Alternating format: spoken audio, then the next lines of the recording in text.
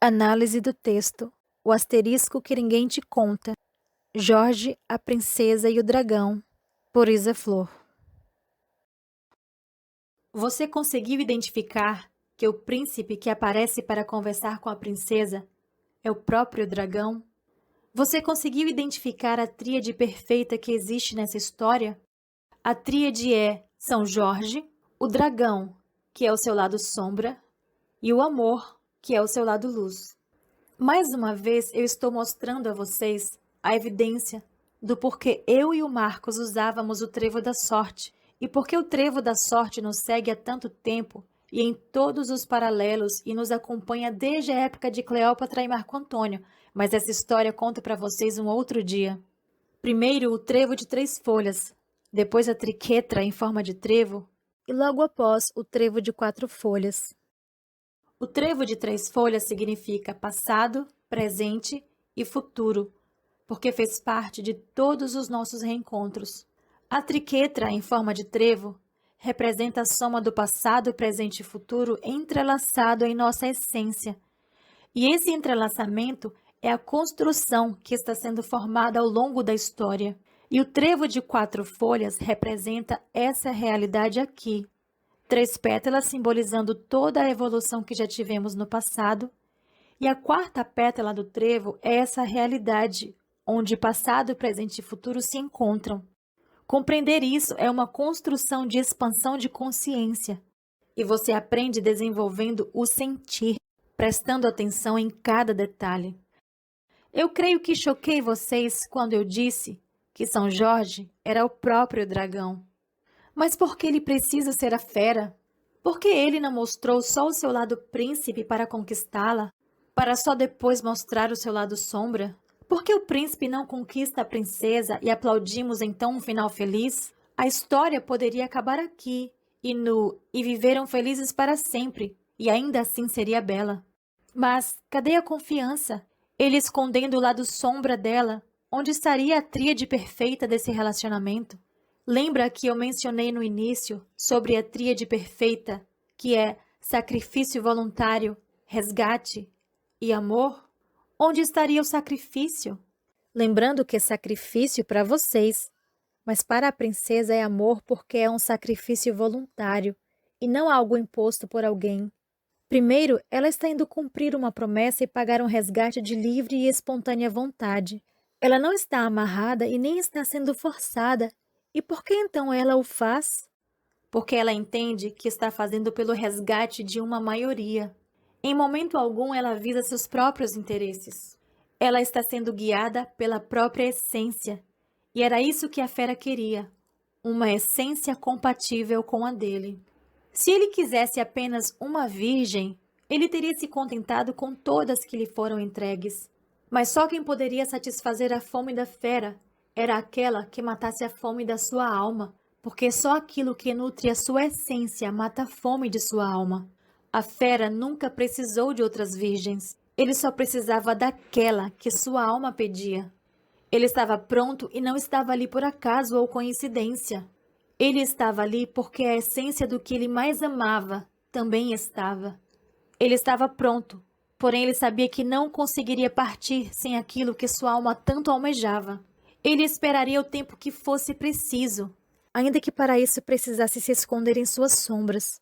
Só a sombra consegue refletir a luz, porque só as nossas sombras podem evidenciar a nossa luz. E só quem conseguisse ver luz por trás das suas sombras merecia o seu melhor. Chegou a hora da prova final, e a princesa foi aprovada com sucesso quando conseguiu enxergar luz em meio a tanta escuridão.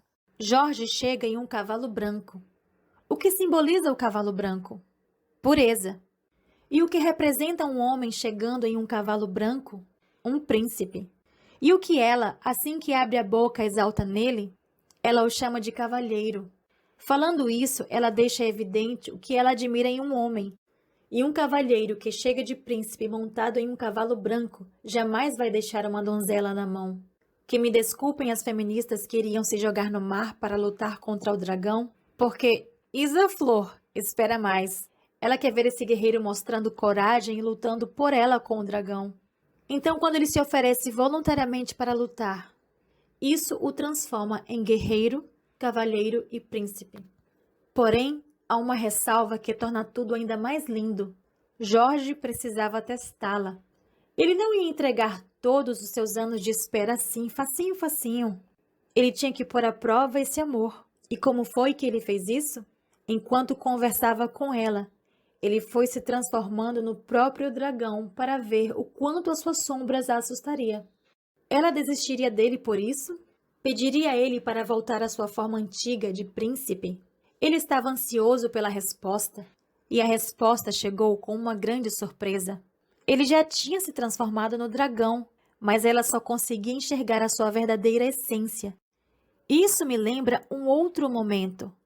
A série chamada Eternal Love, 10 Miles of Blossom Peach, a primeira temporada na Netflix, que em Serendipity foi inspirada na minha história e do Marcos, logo no primeiro episódio, mostra 17 Baikin chegando vestida de menino para conhecer o mestre, tentando enganá-lo para ser aceita como parte do grupo dos discípulos dele. Todos ali acreditam de fato que ela é um menino. Enquanto todos estão vendo um menino como outro qualquer, o mestre é um único que consegue captar sua essência e percebe de cara que se passa de uma menina disfarçada, porque o único que pode ver a sua essência é aquele que consegue enxergar além do que os olhos veem. Essa série é a nossa história em Serendipity e também é uma tríade. Se vocês se conectarem à essência, vão conseguir enxergar nos dois a tríade perfeita, que é formada por Baikin, 17, Yehuá e Mo Yuan. Olhando pela visão 3D da Matrix, fica impossível perceber a tríade, pois o tempo todo você vê e acredita que existem dois, o mestre e seu irmão gêmeo. Mas quando você se conecta e expande para uma visão mais elevada do sentir, você entende que os dois são a mesma pessoa. E entende também que 17 vai precisar ser testada. Mas é claro que eu não vou dar spoiler. Assistam, é uma construção muito linda. Mas antes que eu conte a história de todas as nossas vidas passadas, minha e do Marcos, o que importa é entender que a sua alma sempre vai trazer para perto de você aquilo que você mais deseja, no momento que você mais precisa, e cabe a você estar apto para merecer, passar no teste e ver além dos olhos físicos.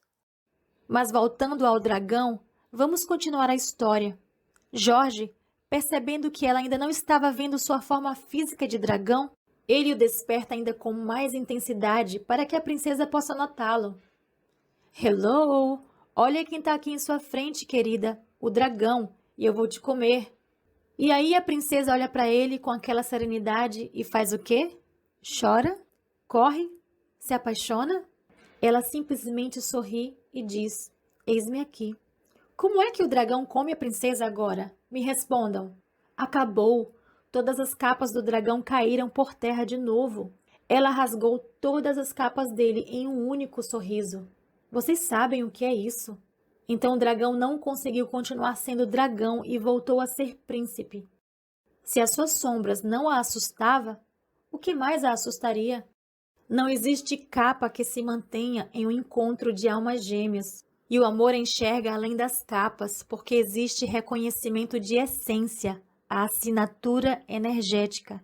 Rendido, não lhe resta mais o que fazer a não ser entregar o seu próprio cinto para ser laçado. Ela está pedindo alguma coisa para ele? Em algum momento, vocês estão ouvindo ela fazer algum tipo de exigência? Não. Ele entrega por livre e espontânea vontade aquilo que ele tem de maior valor, a proteção dele. Ela foi testada e aprovada. Perceba que nesse momento ele entrega a ela aquilo que existe de maior valor para ele, que é a capa de proteção. Perceba que ao entregar por vontade própria, isso representa sacrifício voluntário, que é o amor incondicional. Antes de entrar na água para buscar o dragão, ele faz o sinal da cruz. Para muitos, nesse momento, ele está pedindo proteção, o que não tem nada a ver com o momento.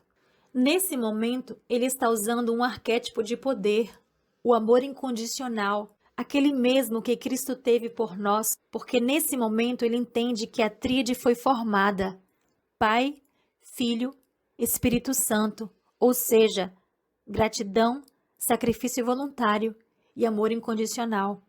A partir de hoje, toda vez que você usar ou fizer o sinal da cruz, lembre-se o que ela representa, que você está literalmente pronto para fazer um sacrifício voluntário, abrindo mão de algo de muito valor para você, para receber com a mesma equivalência aquilo que você pediu.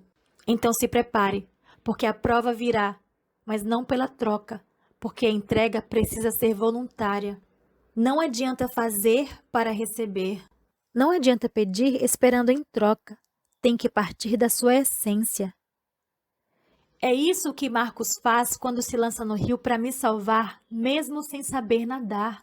E quando chega essa hora, na hora de passar pela prova, nada faz sentido. Não adianta usar a razão e os pensamentos lógicos, porque não são eles que te farão sentir. O impulso de sua alma sempre será mais forte que a razão, porque existe ali uma certeza que só você e mais ninguém, só a sua alma pode decodificar.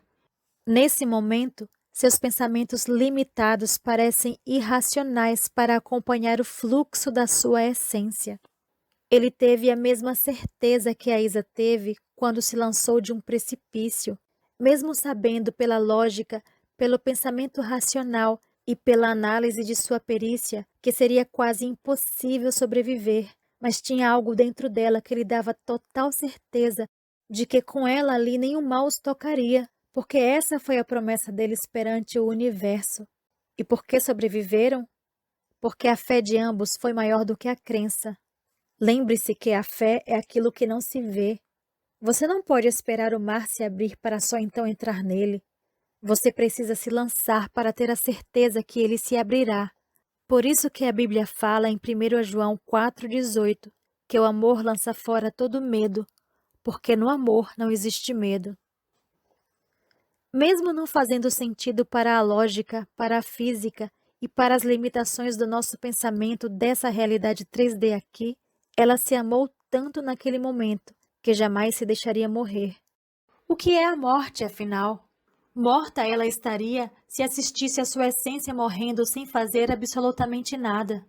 Cuidado se você fala para alguém, eu por você e você por mim, porque essa frase tem muito poder. E ai de quem usá-la sem estar preparado ou sem saber o que ela representa, porque esse arquétipo é nosso e talvez você não esteja pronto para pagar o valor do resgate, sacrifício voluntário. E é justamente por isso que se chama amor incondicional. Ouça isso. Toda vez que você se abandona, não existe nenhuma possibilidade de você salvar alguém. Quando você se ama, você consegue enxergar o todo. Quando você se ama, você consegue enxergar a dualidade e entender que não estamos separados. E quando você entende isso, você consegue fazer pelos outros o que você faz por você. E isso é amor próprio, o que as pessoas confundem muitas vezes com o falso empoderamento de ser maior ou melhor que o outro. Quando você ama alguém, você se lança de corpo e alma, porque o verdadeiro amor não é visto com os olhos, mas sim sentido com a alma. Você tem medo de perder? Sinto muito te avisar. Mas você nunca teve, porque aquilo que é nosso simplesmente é. Não existe dúvida, só certeza. Logo, não existe medo, nem ansiedade, nem jogo, nem ego. Se existe medo, não é teu, e nem é amor, porque o verdadeiro amor lança fora todo o medo. Se você não tem certeza, se resta 1% de dúvida, ainda não é amor incondicional. A troca que vocês chamam de amor é incompatível com o verdadeiro amor incondicional, porque esse sentimento que vocês chamam de amor aqui na 3D é apego, egoísmo e individualismo. Troca só pensa no que vai ter ou ganhar como recompensa, mas o verdadeiro amor é perfeito, porque ele sabe que se basta, é completo e não precisa de troca ou complemento. O amor, o verdadeiro amor, sabe que ele pode ser testado, porque toda vez que ele for testado e posto à prova, ele vai ser aprovado. E ele tem tanta certeza disso, que ele faz o curso da vida entrar em equilíbrio, mesmo quando tudo parece perdido, impossível e desestruturado. Se você tiver essa certeza chamada fé e conseguir ver além do que se pode ver, além do óbvio, do básico, do previsível e do normal. Se você tiver esse pouquinho de fé, ainda que seja do tamanho de um grão de mostarda, ele chega para pôr ordem, porque o amor não habita na desordem, nas sombras, na projeção. O amor não consegue ficar onde existe dúvida, e se existir 1% de medo, tenha certeza que todo o resto é dúvida. O amor vai testar e provar a tua confiança todas as vezes que você disser que está pronto para ele. Você pediu um amor de verdade? Aquele capaz de pegar a tua vida bagunçada, desestruturada, desequilibrada há anos e transformar em ordem e paz do dia para a noite como um milagre? Você acredita na perfeição de um amor assim? Ou você chama esse amor capaz de ressignificar toda a sua vida do dia para a noite de conto de fadas? Se você acha que o amor perfeito não existe, é porque você ainda não entendeu o que ele representa. É porque você está acostumado com a projeção da Matrix, que normaliza as brigas entre casais, naturaliza o desrespeito, a falta de comunicação, os esconderijos secretos, jogos de interesse, troca e ego. Se você não acredita nesse amor puro e transcendental, é porque você ainda não está pronto para o amor perfeito. Porque antes de ter esse amor perfeito, primeiro você precisa estar pronto e ser perfeito para você. Esse amor incondicional faz valer a pena todos os outros amores que só fizeram sentido. E nesse dia você vai entender a diferença entre fazer sentido e valer a pena. O amor incondicional vai arrancar tudo o que estiver em desequilíbrio da sua vida para trazer à tona a sua verdadeira essência. Então cuidado com o que você está querendo mostrar, porque o amor só projeta luz, deixando em evidência todas as suas sombras, para que, enfim, você possa amá-las e aceitá-las como parte da sua essência. Você está preparado para mostrar suas sombras ao mundo? Pense nisso antes de pedir um amor de alma, porque o amor de alma nada mais é que o amor de Cristo, aquele sacrifício voluntário. E diante de um amor assim, tudo se reequilibra, todos se rendem, e o universo não tem outra escolha a não ser se render também.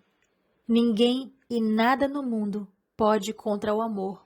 Essa é a lei maior que existe. Então, antes de se proteger com um amuleto sagrado, saiba o que você está pedindo ao universo.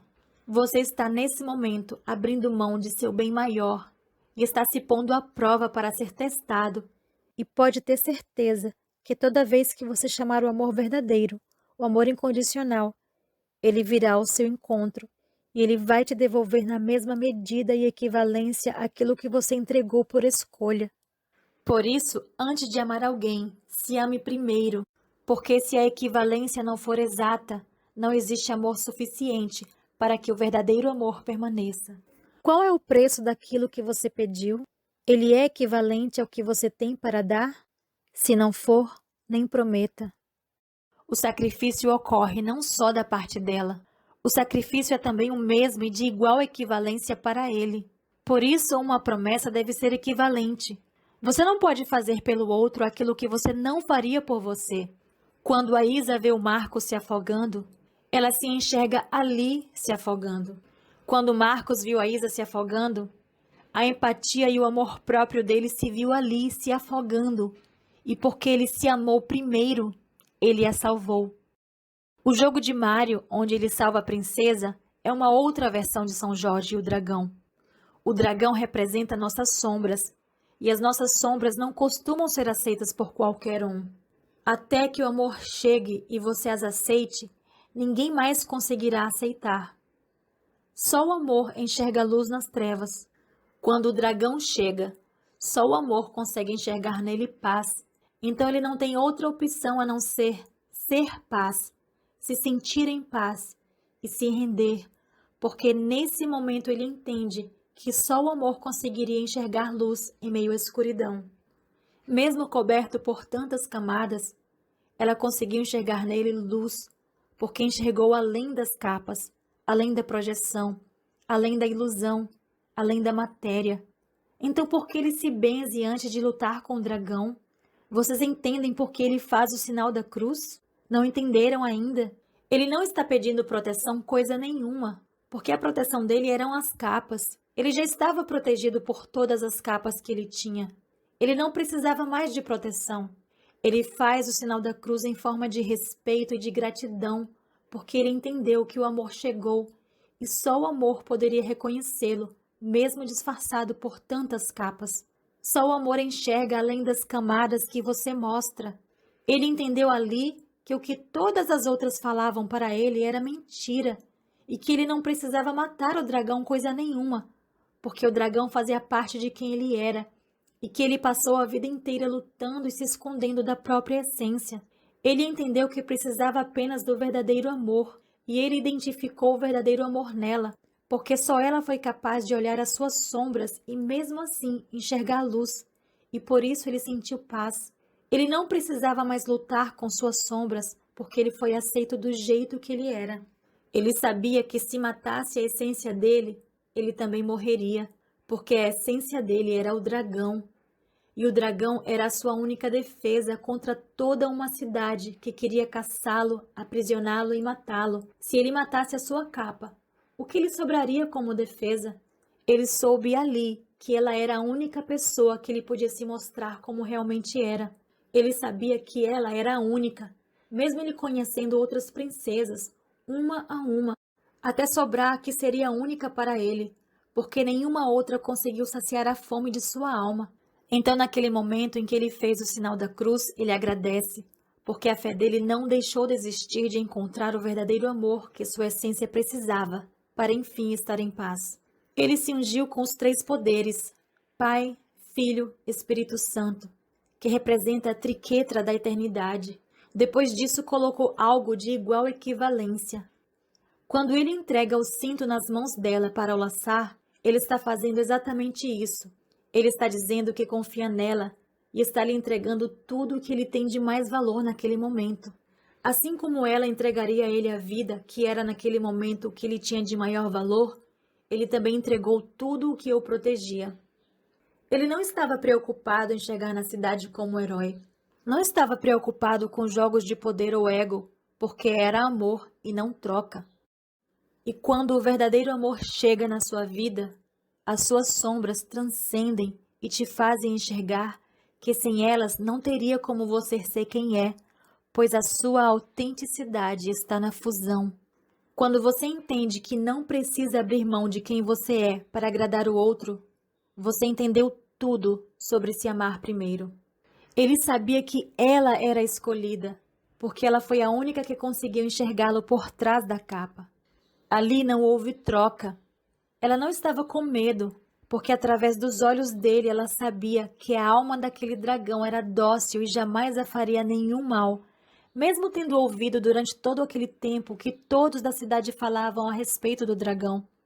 Ela confiou nele com a mesma equivalência, e por causa disso o universo não teve outra escolha a não ser abençoá-los, e o milagre aconteceu.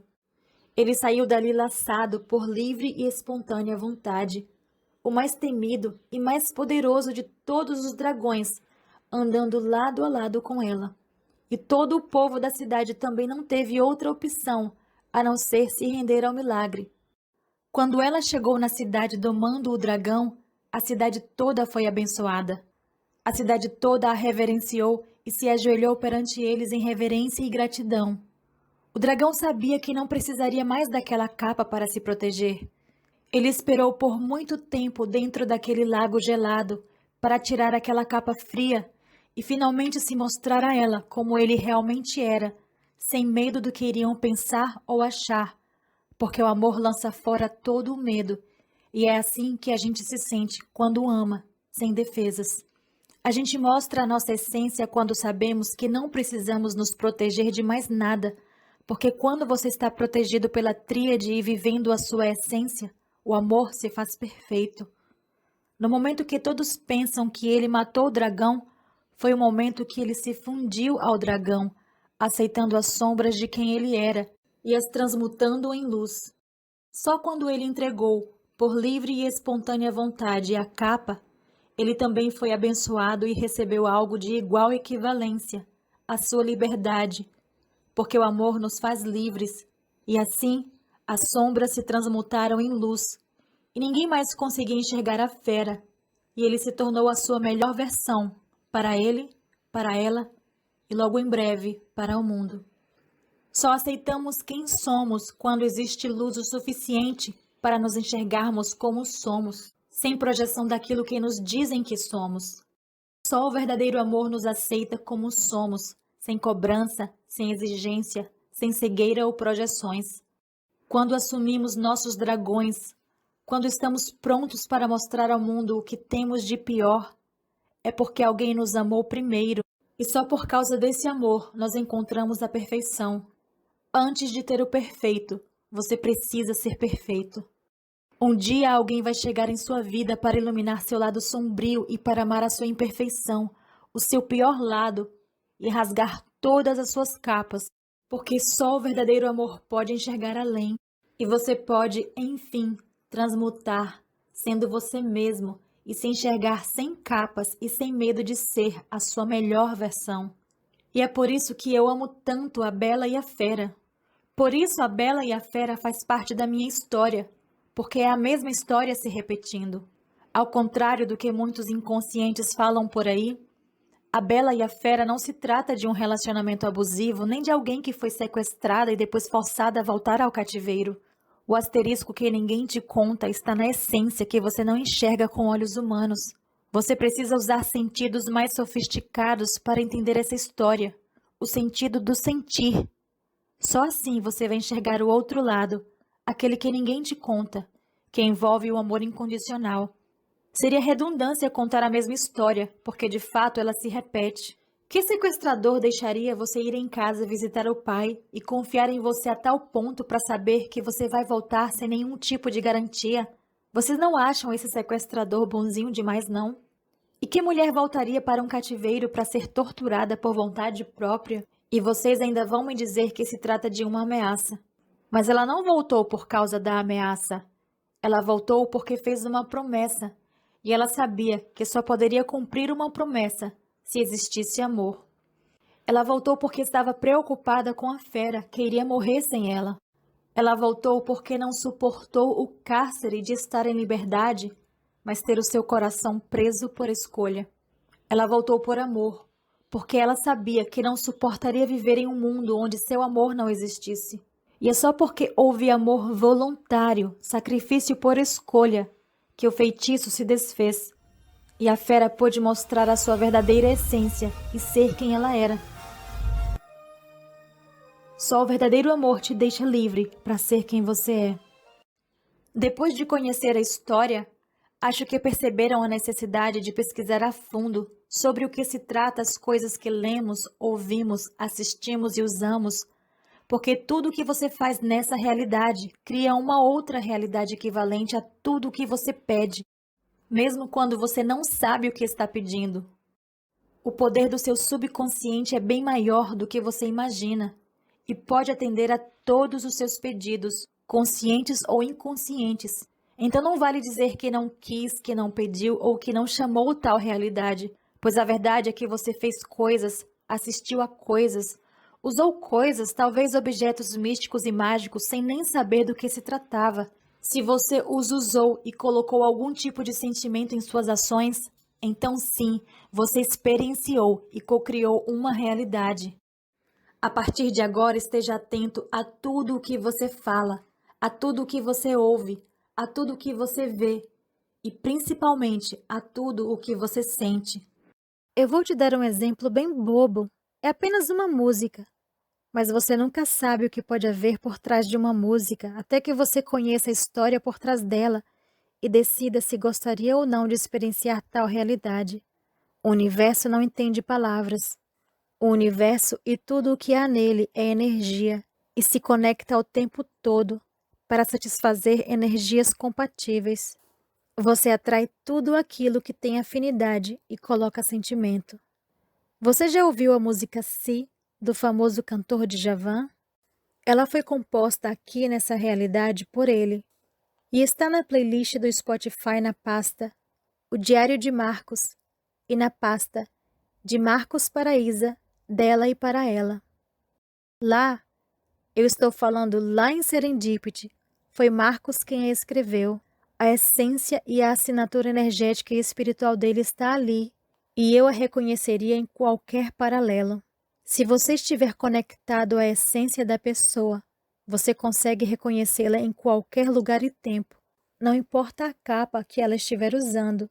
O que você vai captar é a vibração, a energia de quem fez.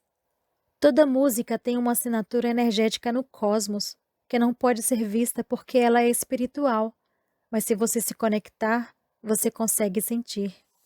Se você prestar atenção na música Si, do Djavan, ele pede a São Jorge o dragão emprestado. E se você fica cantando essa música só porque é linda sem saber o seu real significado, presta atenção no que vou te dizer. Você está chamando esse arquétipo para sua vida. Essa música está descrevendo toda a construção do nosso relacionamento. E você vai perceber isso quando estiver lendo o livro Serendipity 1111, O Portal do Amor. Marcos pedia a São Jorge para emprestar o dragão porque ele sabia que eu gostava do seu lado sombra, do fogo dele que o mundo inteiro odiava, porque era esse lado que o tornava único para mim. E eu termino aqui deixando essa reflexão para você que ainda não entendeu a diferença entre troca e amor. Eu te convido a ir além do que os olhos podem ver e conhecer o outro lado da história, antes de julgar o outro com base nas suas próprias limitações. Isa Flor.